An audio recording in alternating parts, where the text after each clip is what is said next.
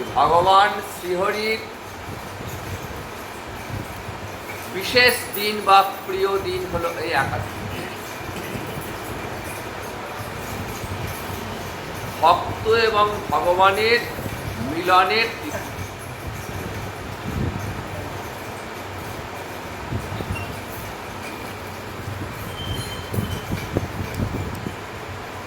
তাই একাদশী ব্রত যে ভক্ত পালন করেন ভগবান তার প্রতি বিশেষ প্রীত হন, সন্তুষ্ট হন।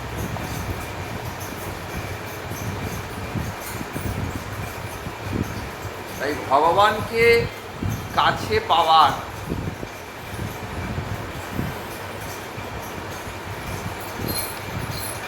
এক বিশেষ সুযোগ এই আজকের দিনে।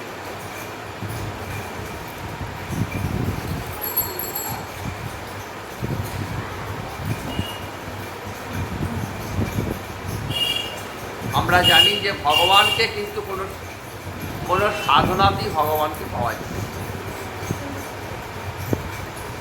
যোগ, জ্ঞান, ধ্যান, তপস্যা, বেদপাঠ, যাগ, যজ্ঞ, যত রকম সাধন আছে এই কোনো সাধনে কিন্তু ভগবত কৃপা লাভ হয় না। এগুলির দ্বারা কি হয়? স্বর্গাদি লাভ হতে পারে, অষ্টসিদ্ধি নবনিধি লাভ হতে পারে, বা বড়জোর মোক্ষ বা মুক্তি লাভ হতে পারে। কিন্তু রাধা মাধব চরণে প্রেম সেবা লাভ, গৌর নিত্যানন্দ চরণে প্রেম সেবা লাভ,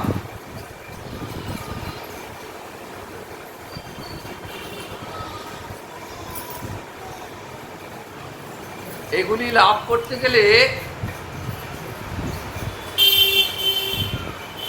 ভগবানের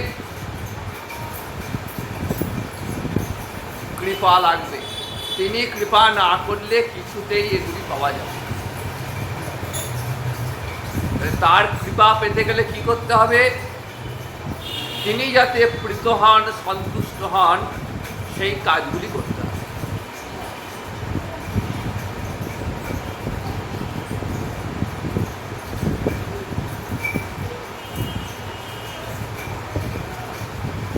শাস্ত্রে যে নববিধা ভক্তির বিধান রয়েছে, শ্রবণ, কীর্তন আদি যে নববিধা ভক্তি, এই নববিধা ভক্তির পর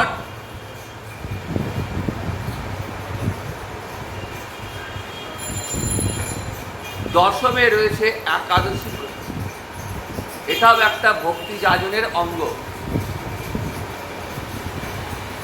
অর্থাৎ এই একাদশী ব্রত পালনের দ্বারাও শ্রীহরির কৃপা লাভ করা যায়।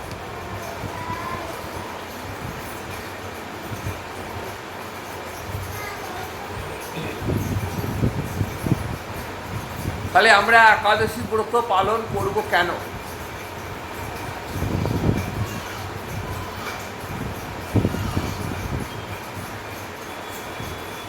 শাস্ত্রে বলছে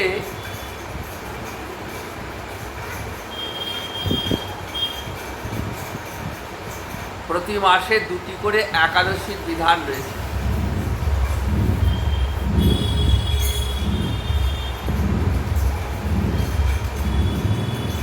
একটি কৃষ্ণপক্ষের একাদশী আর একটি শুক্লপক্ষের একাদশী। তাহলে মাসে 2টি করে ব্রত, 12 মাসে 24টি ব্রত পালনের বিধান। এছাড়াও আরও 2টি ব্রত বাড়তি হয়ে যায় যে বছর মলমাস বা অধিমাস পড়ে।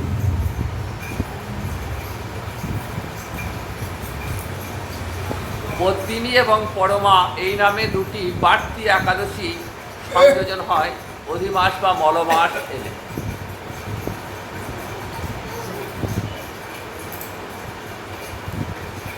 সনাতন গোস্বাই পাদ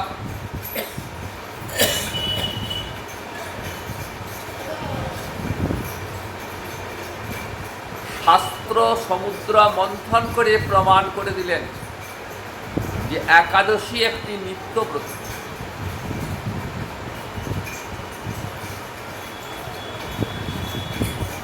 ব্রত দুরকম হয়, একটা নিত্য, একটা নৈমিত্তিক। নিত্য ব্রতটি শাস্ত্রের বিধান, তাহলে যে ব্রতটি শাস্ত্রে বিধিরূপে থাকবে সেটিকে বলা হবে নিত্য ব্রত। সমস্ত বৈদিক শাস্ত্র,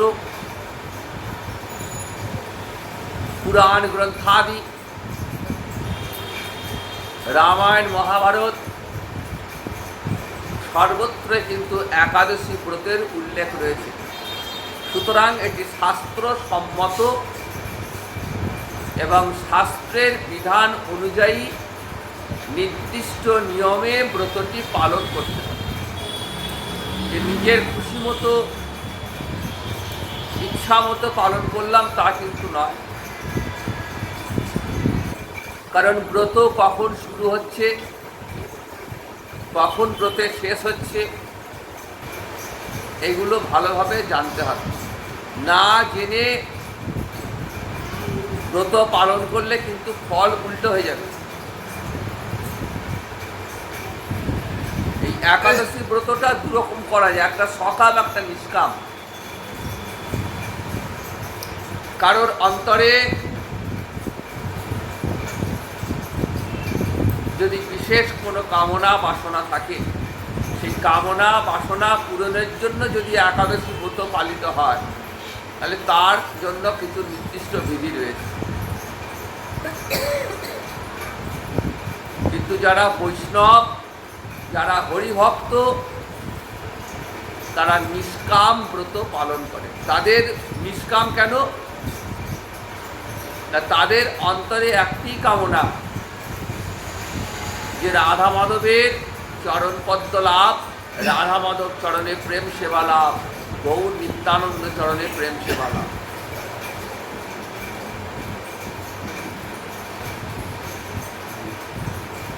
শাস্ত্রের বিধান বৃদ্ধা একাদশী সর্বদাই পরিত্য।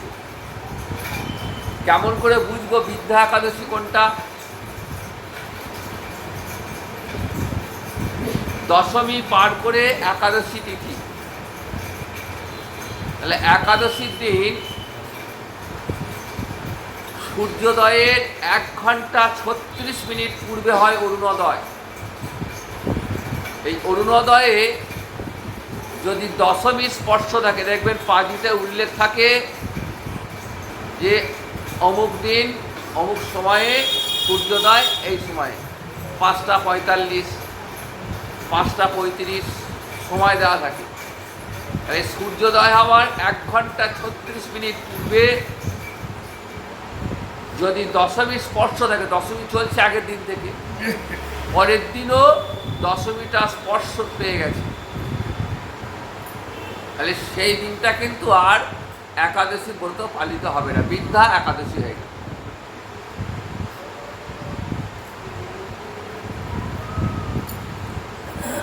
তাহলে পরের দিন যদি সামান্য 1 কলাও থাকে, সেই দিনটাই ব্রত পালনের দিন হিসেবে ধার্য হবে।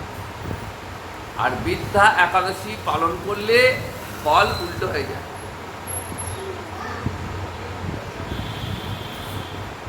মহাভারতে ধৃতরাষ্ট্রের পত্নী গান্ধারী বৃদ্ধা একাদশী করেছিল।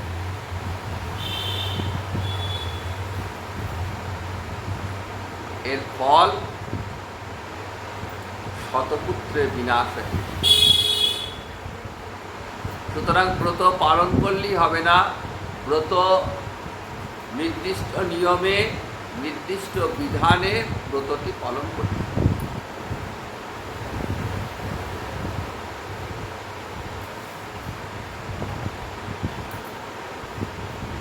শাস্ত্রের বিধান যে একাদশী ব্রত সবাই পালন করবে,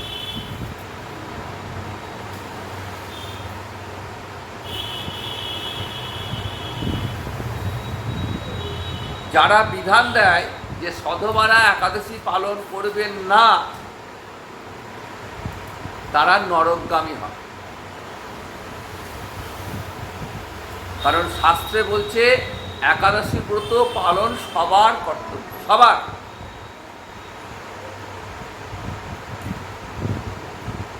শুধু বৈষ্ণব বলেই নয়, শৈব হোক, শাক্ত হোক, সে যে ধর্মাচরণই করুক না কেন, একাদশী এমন এক ব্রত, যে ব্রত সমস্ত সম্প্রদায়ের জন্যই সবাই করতে পারে। 8 থেকে 80 বছর বয়সের যে কোনো নরনারী, গৃহী, সন্ন্যাসী, বানপ্রস্থী, সধবা, বিধবা, বিবাহিতা, অবিবাহিতা, প্রত্যেকের একাদশী ব্রত পালন করতে।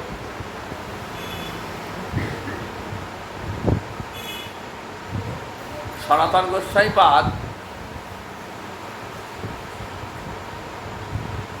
শাস্ত্র সমুদ্র মন্থন করে প্রমাণ করে দিয়েছেন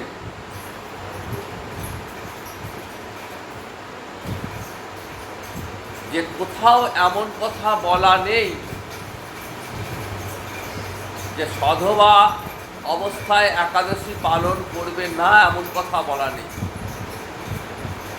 বরঞ্চ এটাই বলা আছে যে উভয় পক্ষের একাদশী তিথি উপস্থিত হলে পরিবারের সকলকে নিয়ে একাদশী ব্রত পালন করবেন। শুধু নিজে নয়, পরিবারের সকলকে নিয়ে একাদশী ব্রত পালন করবেন। কারণ একাদশী ব্রত পালনকারী সমস্ত মনস্কামনা পূরণ করেন। একাদশীর নিকট আপনি যা চাইবেন, দেহে বা মনের রোগ মুক্তি, গৃহশান্তি, দুষ্ট গ্রহের প্রভাব থেকে মুক্তি,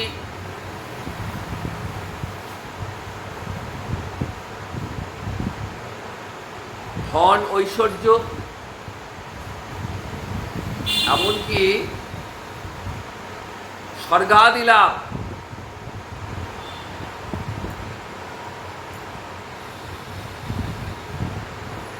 এগুলো তো রয়েছেই। যদি কেউ মোক্ষ বাঞ্ছা করে, মুক্তি,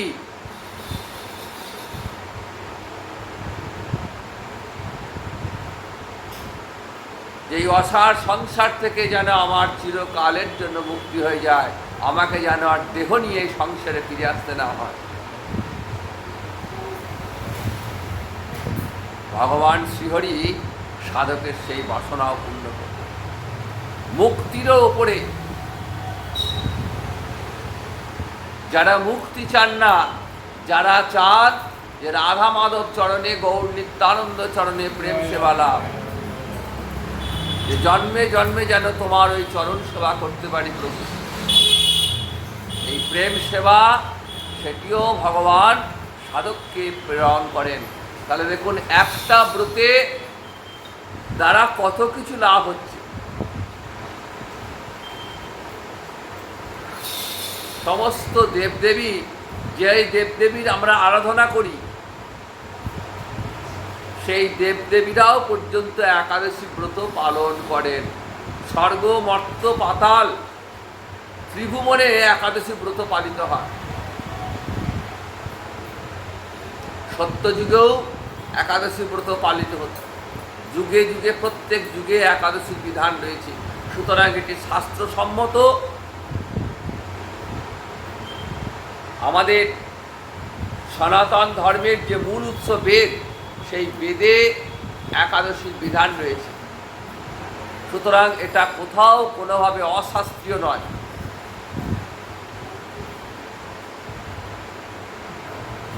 এই একাদশী ব্রত সাথে সাথে 8টা মহা দ্বাদশী পড়ে বছরে।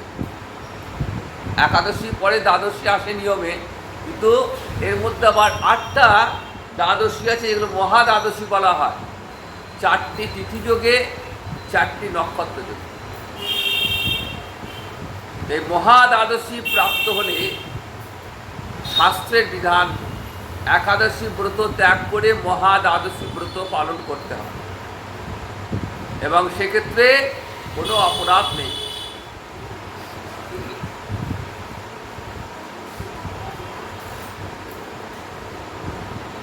তো এগুলো অনেকেই জানে না, নিজেদের মতো পালন করে।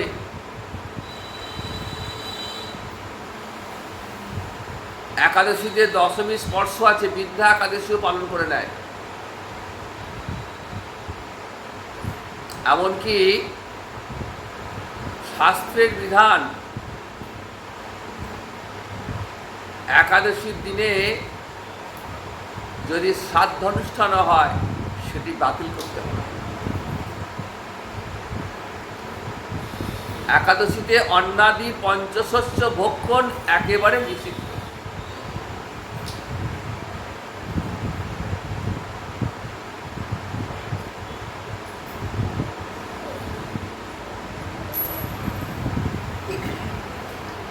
কিন্তু পুরোহিতরা বিধান দিয়ে থাকেন, অন্তত এটা জানার পর নিজেদের ক্ষেত্রে এগুলো মেনে চলার চেষ্টা করবেন।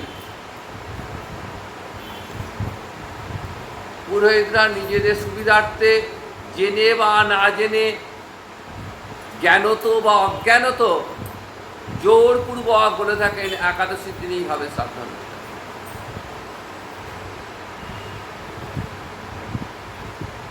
একাদশীতে পিণ্ডদান করলে মৃত ব্যক্তির আত্মার সদ্গতি তো হবেই না, উল্টে নরকগামী হয়ে যাবে। যেটুকু পুণ্য সঞ্চয় ছিল সেটুকুও নষ্ট হয়ে যাবে। কাজে কোনোভাবেই কিন্তু একাদশীর দিন শ্রাদ্ধ অনুষ্ঠান একদম নিষিদ্ধ। কোথাও জানলে শুনলে অন্তত বলবেন, তারপর না শুনলে সেটা তার ব্যাপার।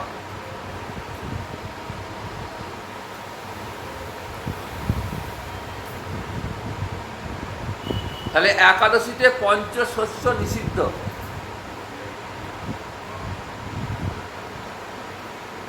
কেন নিষিদ্ধ? না, শাস্ত্রে বলছে যে এই পঞ্চশস্য দানার মধ্যে ওই দিন সমস্ত পাপ রাশি প্রবেশ করে থাকে। সেটা ভগবান শ্রীকৃষ্ণের ইচ্ছায়। পাপ পুরুষ তিনি ভগবানের কাছে জানতে চেয়েছিলেন যে একাদশীর দিনে আমি কোথায় থাকব।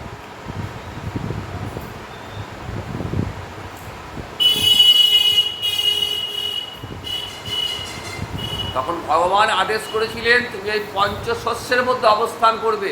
তাই একাদশীর দিন পঞ্চশস্য নিষিদ্ধ, একদম নিষিদ্ধ। ধান, গম, যব, সরিষা, ভুট্টা এগুলি একদম নিষিদ্ধ। তাহলে সারাদিন উপবাস বললেন, একাদশীর বিধানই হচ্ছে নিরম্ব উপবাস, নির্জলা উপবাস। শাস্ত্রের বিধান তো বড় কঠিন বিধান, কিন্তু সেখানে আবার শিথিলতাও দেওয়া আছে। যাদের শারীরিক সামর্থ্য আছে, শরীর যাদের সুস্থ, তারা একদম নির্জলা উপবাস। সেটা কিন্তু অন্যান্য যুগের ক্ষেত্রে প্রযোজ্য ছিল, কিন্তু কলিহত যুগের সেই দৃঢ় মানসিকতা নেই। মন চঞ্চল, মন বিষয়মুখী, সর্বদাই চঞ্চল মন বিষয়ের খোঁজ করছে, বিষয় ভোগ করার চেষ্টা করছে। কাজে এই চঞ্চল মনকে স্থির করার জন্য সতত গোবিন্দ চরণে শরণাগত হয়, এবং এই জন্য একাদশী ব্রত অবশ্যই পালন করতে হবে। অন্তত মাসে 2 দিন 15 দিন অন্তর একদিন যেন আমরা সবাই নিয়ম করে গোবিন্দ চরণে নিজেদেরকে সমর্পণ করে পাপ মুক্ত হতে পারে। তাই শরীর সুস্থ থাকলে, সামর্থ্য থাকলে নির্জলা, না পারলে তরল পানীয় জল হোক, দুধ হোক ইত্যাদি, তাও না পারলে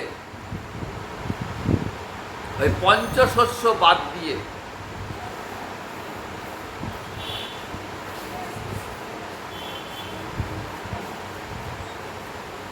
সানফ্লাওয়ার বা বাদাম তেলে সামান্য সবজি পরিপাক করে খাওয়া যেতে পারে। আলু, কাঁচকলা, পেঁপে, বাদাম ইত্যাদি সবজি পাক করে ভগবানকে নিবেদন করে সেটা গ্রহণ করা যেতে পারে। বা ফলমূলাদি, দুগ্ধ, ছানা, সামান্য কিছু অনুকল্প খাওয়াটা বড় কথা নয়, শারীরিক প্রয়োজনে শরীরকে ঠিক রাখার জন্য।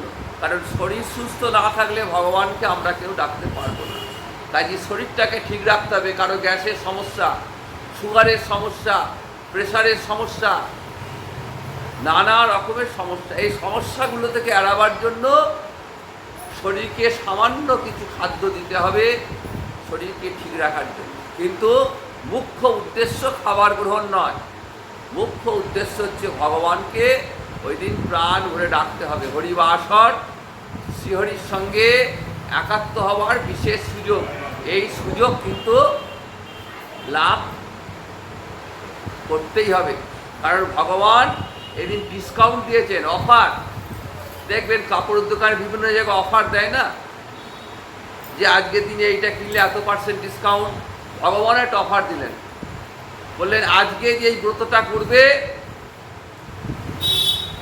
তার জন্য এতটা ছাড় থাকলো। কাজে ডিসকাউন্ট আমাদের প্রত্যেককে নিতে হবে, ছাড়টা নিতেই হবে।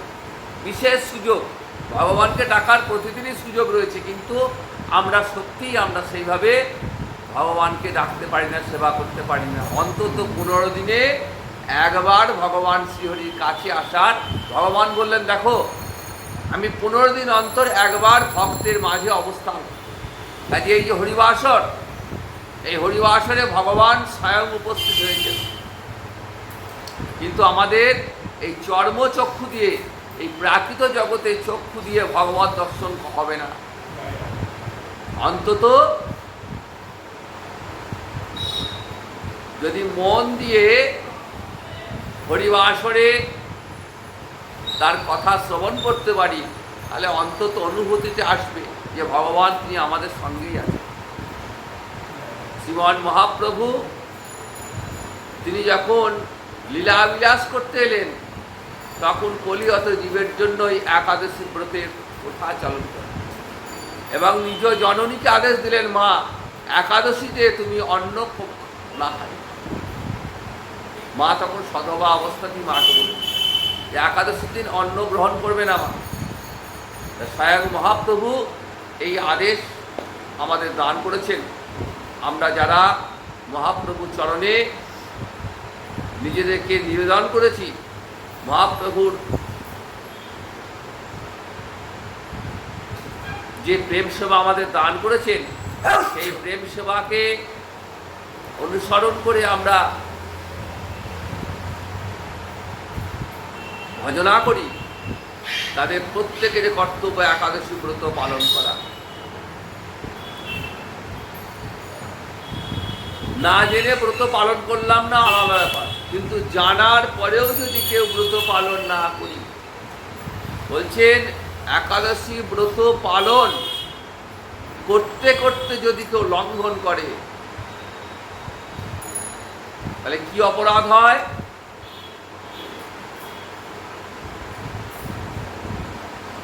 বললেন পূর্বপুরুষ সহ সবাই নরকগামী।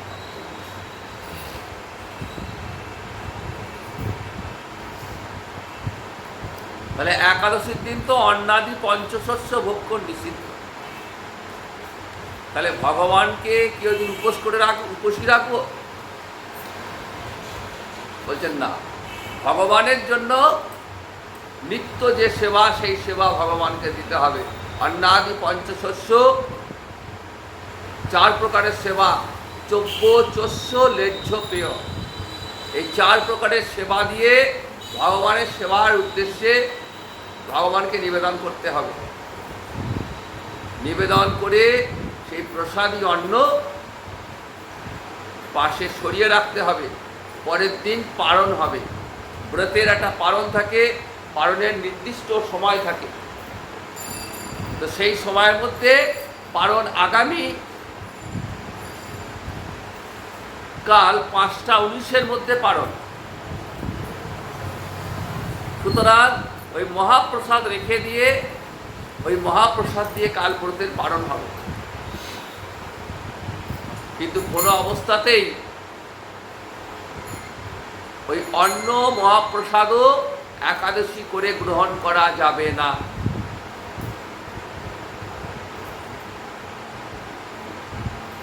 অনেকে ধারণা যে পুরীধামে একাদশী নেই, অনেকেই বলে এটা মহাপাপ।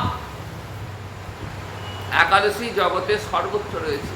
ওই দিনও জগন্নাথের মহাপ্রসাদ সরিয়ে রাখতে হয়। পরের দিন ওই জগন্নাথের মহাপ্রসাদ গ্রহণ করে ব্রতের পালন করতে হয়। কিন্তু কখনোই একাদশীর দিনেও ওই মহাপ্রসাদ গ্রহণ করা যাবে, মহা অপরাধ হয়ে যাবে।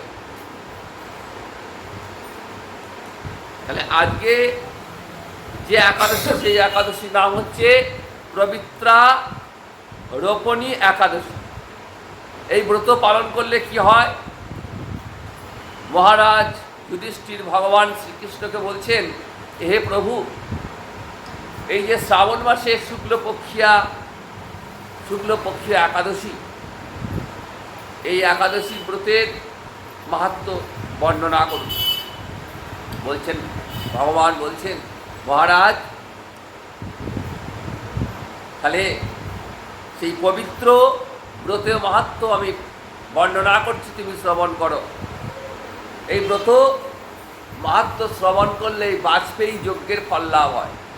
প্রাচীনকালে বিভিন্ন ধরনের যজ্ঞ ছিল, রাষ্ট্রীয় যজ্ঞ, অশ্বমেধ যজ্ঞ, বাজপেয়ী যজ্ঞ। তা এই ব্রত পালন করলে কি হয়? বললেন বাজপেয়ী যজ্ঞের ফল লাভ হয়। প্রাচীনকালে যখন দাপর যুগের শুরু, সত্য, ত্রেতা, দাপর, কলি। ত্রেতা যুগ শেষ হয়েছে, দাপরে শুরু হয়েছে।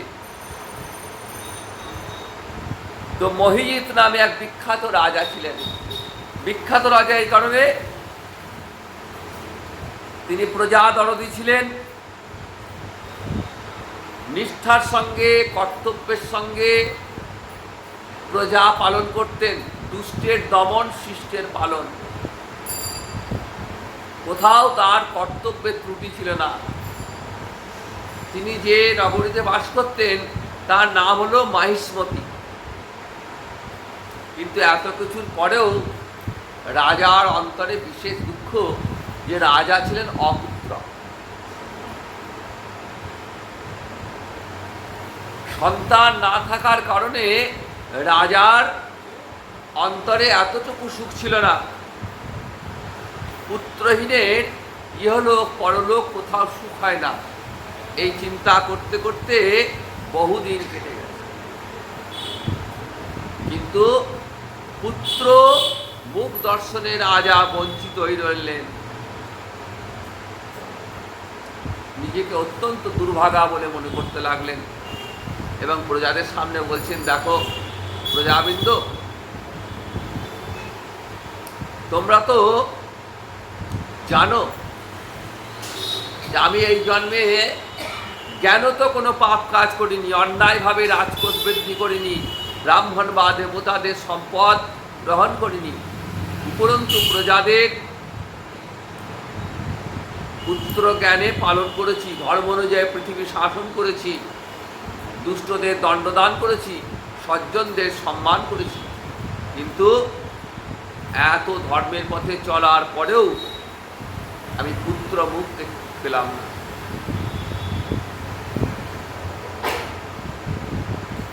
তাই কৃপা করে আপনারা বলুন, যদি কারো জানা থাকে কেমন করে পুত্র লাভ হবে, এই কোনো বিধান থাকলে জানান।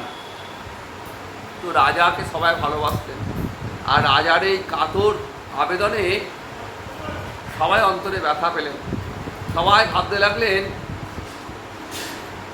যে রাজার সত্যি একটা পুত্রের প্রয়োজন। তো রাজপুরোহিত, ব্রাহ্মণগণ রাজার অনুমতি নিয়ে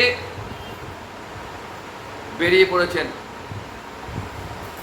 কোথায় গেলেন না, কোনো ত্রিকালজ্ঞ মুনির সন্ধানে গেলেন, যিনি 3 কাল দর্শন করছেন। তার কাছে গেলে যদি কোনো উপায় পাওয়া যায়। তো সেই রাজা, পুরোহিত এবং অন্যান্য ব্রাহ্মণগণ বেরিয়েছেন। দেখতে দেখতে একটা মুনির সন্ধান পেলেন। কিরকম মুনি? দীর্ঘায়ু, নিরোগ এবং অনাহারে ঘোর তপস্যায় মগ্ন। কতদিন যে খাওয়া দাওয়া করেননি তার কোনো ঠিক নেই। সর্বশাস্ত্র বিশারদ,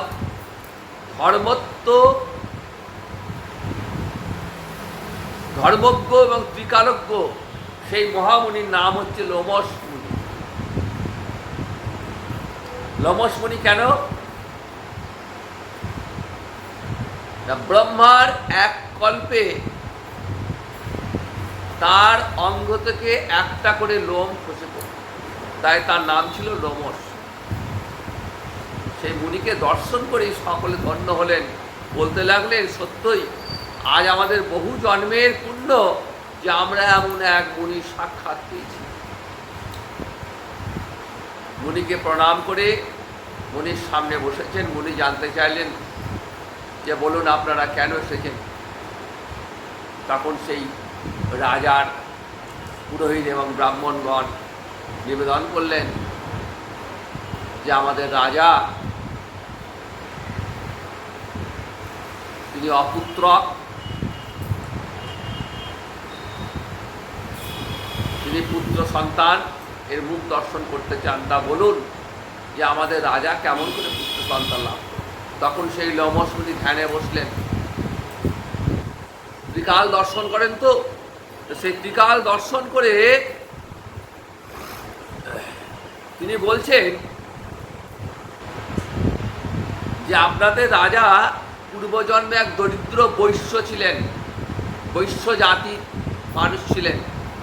তিনি একটা অন্যায় কাজ করেছিলেন। কি কাজ? না, ব্যবসা করার সময় তিনি এক গ্রাম থেকে অন্য গ্রামে যাতায়াত করতেন। তো কোনো এক জ্যৈষ্ঠ মাসের শুক্লপক্ষে দশমীতে তিনি পথিমধ্যে যেতে যেতে পিপাসার্ত হয়ে পড়লেন, খুব জল তেষ্টা পেয়েছিল। তো একটা নদী দেখে, একটা জলাশয়, গ্রামে একটা জলাশয় দেখে জল পান করতে নামলেন। আর সেখানে একটা গাভী তার বাছুরকে সঙ্গে নিয়ে জল পান করছে। তো সেই গাভী এবং বাছুরটিকে তাড়িয়ে দিয়েছিলেন, দিয়ে নিজে জল পান করেছিলেন। অজ্ঞানতা অবশ্য করেছিলেন, কিন্তু তার ফলেও তো পাপ হয়েছিল। কিন্তু পূর্বজন্মের আবার কোথাও না কোথাও পুণ্যও ছিল। মানুষ তো এক জন্মে শুধু পাপই করে না, পুণ্যও সঞ্চয় হয়। এটা তার পাপ ছিল, কিন্তু তার পুণ্য সঞ্চয় ছিল। পুণ্য সঞ্চয়ের ফলে এই জন্মে সে রাজা হয়ে জন্মেছে, কিন্তু ওই পাপ কর্মের জন্য সে পুত্র সুখ থেকে বঞ্চিত। তখন এই ব্রাহ্মণগণ বললেন, হে মুনিবর, শাস্ত্রে শুনেছি যে পুণ্য দ্বারা পাপ ক্ষয় হয়। পাপ প্রত্যেকেরই আছে, কিন্তু আবার পুণ্যও আছে। তো পুণ্য সঞ্চয় থাকলে সেই পুণ্য দ্বারা পাপ ক্ষয় হয়ে যায়। তা আপনি এমন একটি পুণ্যব্রতের উপদেশ প্রদান করুন, যেটা পালন করলে এই প্রারব্ধ পাপ দূর হয়ে যাবে, আর আপনার অনুগ্রহে তিনি পুত্র সন্তান লাভ করবেন। তখন লোমশ মুনি বললেন, এই শ্রাবণ মাসের শুক্লপক্ষের পবিত্রারোপণী একাদশী ব্রত, এই ব্রত পালন করলে অভীষ্ট ফল প্রদান করবে এবং যথাবিধি অনুসারে সকলে পালন করবে। যমজপুরীর মুখে এই কথা শুনে আনন্দে চিত্তে ফিরে এলেন সবাই এবং রাজার সঙ্গে সঙ্গে দেশের সকল প্রজাগণ ব্রত পালন শুরু করলেন। ব্রত পালনের ফলে প্রত্যেকের পুণ্য সঞ্চয় হয়েছে, আর সেই পুণ্য ফল রাজাকে প্রদান করলেন এবং সেই পুণ্য ফলের প্রভাবে রাজমহিষী গর্ভবতী হলেন। যথাসময়ে তিনি একটি বলিষ্ঠ সর্বাঙ্গ সুন্দর পুত্র সন্তানের জন্মদান করলেন। পুরাণে বর্ণিত আছে। কোন পুরাণ? ভবিষ্যোত্তর পুরাণে এই ব্রতের মাহাত্ম্য বর্ণিত হয়েছে। যারা এই ব্রত শ্রবণ করবেন বা পাঠ করবেন, কানে শুনলেও ফল। কি ফল? বললেন সমস্ত পাপ থেকে মুক্তি লাভ করবে এবং পুত্র সুখ ভোগ করে অবশেষে দিব্য ধাম প্রাপ্ত হবে। তাহলে দেখুন, একাদশী ব্রত পালন এবং একাদশী ব্রতের মাহাত্ম্য শ্রবণ দুটোই ফলদায়ক। তাই এমন সুন্দর তিথি আমরা পেয়েছি। এই হরিবাসর তিথিতে আমরা ভগবান শ্রীহরিকে স্মরণ করব একটু হরিবাসর কীর্তনের মধ্য দিয়ে। জয় নিতাই, জয় গুরু।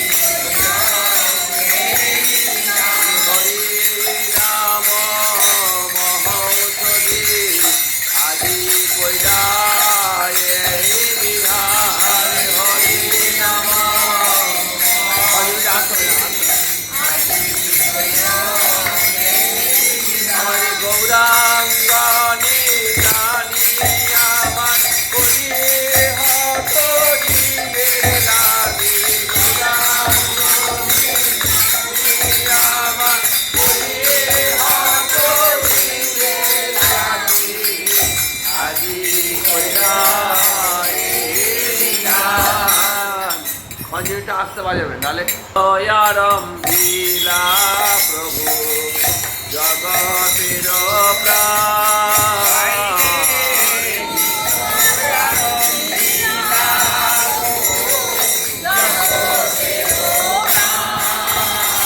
প্রাণ যে নাচে রে, হরি বাসরে প্রাণ যে নাচে রে, হরি বাসরে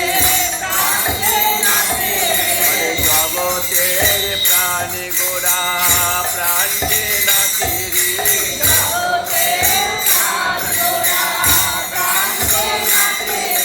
শিবাশয় অঙ্গন মাঝে প্রাণ যে নাচে রে,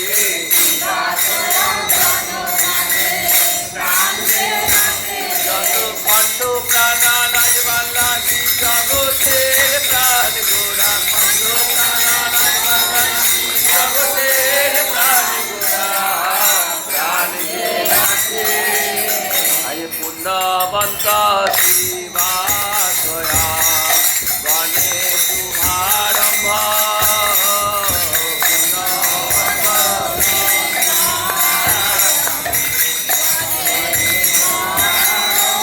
আরে উঠে লোকের কানা ধ্বনি গোপাল গোবিন্দ, উঠে লোকের ধ্বনি উল্লরে আজ নামের ধ্বনি, উল্লরে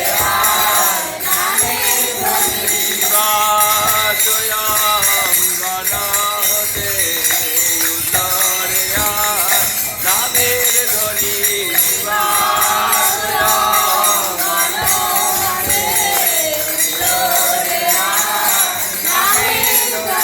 গোপাল গোবিন্দ বলি উঠলো রে আজ নামের ধ্বনি, গোপাল গোবিন্দ আজ জগৎ দিকে করতে ধ্বনি, উঠলো রে আজ নামের ধ্বনি, জগৎ দিকে করতে ধ্বনি, উঠলো রে আজ সবার অঙ্গিতে কবি চন্দন মালা,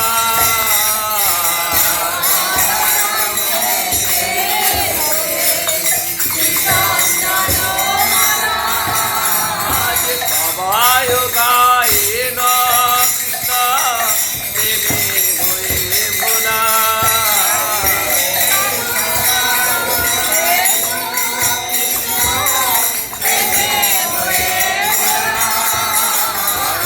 গঙ্গা মন্দিরা বাজে শঙ্খ করতা,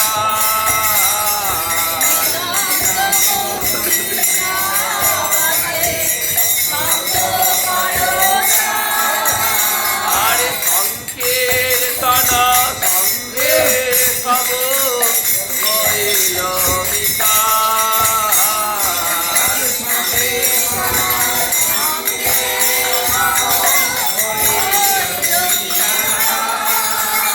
আরে ব্রহ্মাণ্ডে উঠিল ধ্বনি উড়িয়া আকাশ,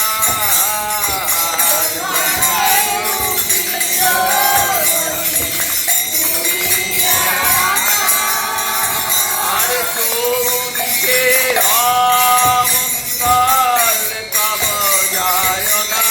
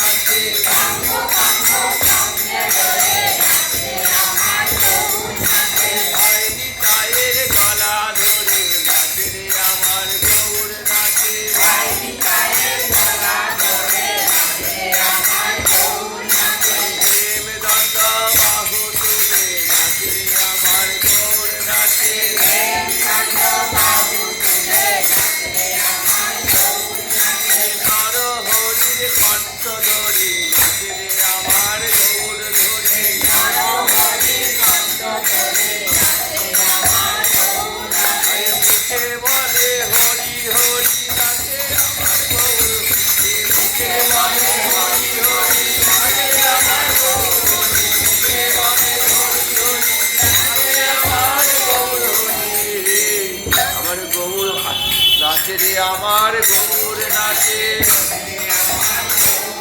হরিবল হরিবল হরিবল বলে হেমদণ্ড বাহু তুলে, হরিবল হরিবল হরিবল বলে হেমদণ্ড বাহু তুলে, নাচে রে আমার গৌর নাচে।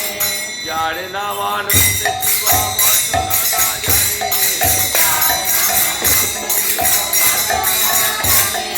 যার রাতে নাচে শিবা সে নাচে আপনে। আরে যার নামে বাল্মীকি হইল তপোধন, যার নামে অজামিল পাহিল বচন,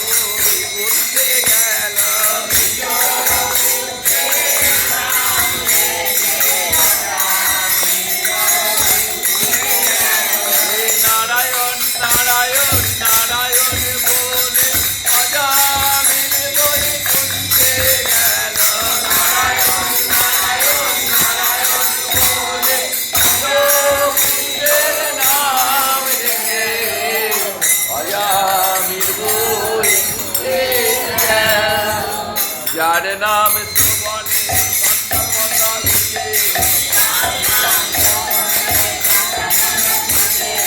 হেন প্রভু অবতরি করিবে নাচে। আরে যার নাম লইয়া শুভ নারদ বেড়ায়, সহস্র বদন প্রভু যার গুণ গায়। আরে সর্বমহাপ্রায়শ্চিত্ত যে প্রভুর নাম, আরে যে প্রভু না চাই দেখে যত ভাগ্যবান। আরে নিজানন্দে নাচে মহাপ্রভু সম্পদ, নিজানন্দে নাচে মহাপ্রভু সম্পদ। চরণের তালি শুনি অতি মনোহর, চরণের তালি শুনি অতি মনোহর। নাচে রে আমার গৌর নাচে, দক্ষিণেতে নিতাই নাচে। গৌর বললে আমি ধরব বলে দক্ষিণেতে নিতাই নাচে। বামে গদা ধরে নাচে, আরে গৌর অঙ্গে অঙ্গ দিয়ে বামে গদা ধরে নাচে। আরে রাধা ভাবে বিভোর হয়ে বামে গদা ধরে নাচে। নিবাস নাচে পিছে পিছে সম্মুখে অদ্বৈত নাচে গৌরকে এনেছিল গঙ্গা জল তুলসী দিয়ে যে গৌরকে এনেছিল শান্তিপুরের ঘাটে বসে যে গৌরকে এনেছিল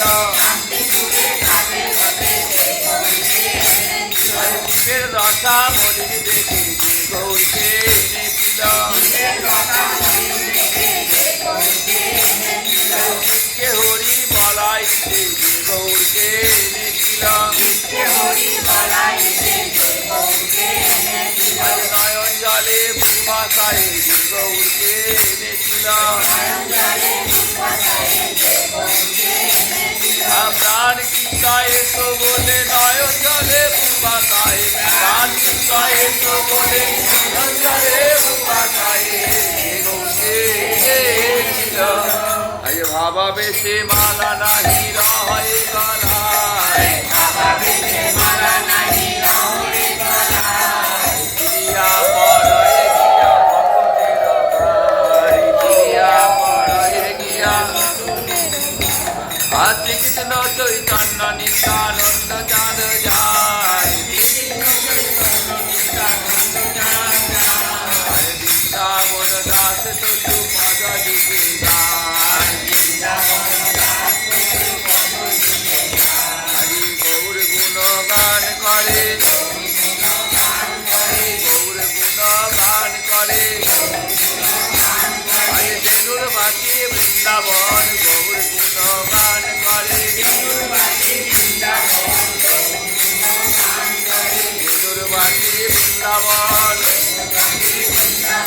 নারায়ণী নন্দন চৈতন্য লীলার ব্যাস নারায়ণী নন্দন গৌর গুণগান করে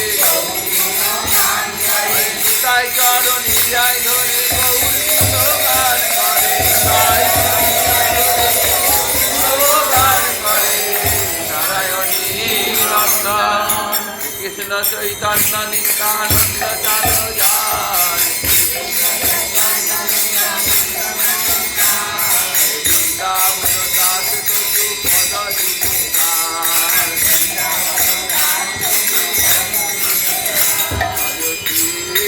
কৃষ্ণ চৈতন্য প্রভু নিত্যানন্দ অদ্বৈত গদাধর শিবাকান্ত গৌর ভক্ত